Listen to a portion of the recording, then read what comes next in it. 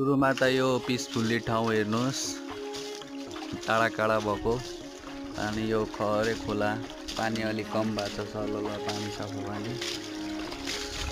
सफा पानीमा म पनि छु यहाँ। अनि हाम्रो बाइक, हाम्रो भन्नाले कम्पनीको बाइक, अनि कम्पनीको बाइकलाई प्रदीप सरले सफा सुगर गर्दैको अवस्था। मान्छे ह्यान्डसम मान्छे।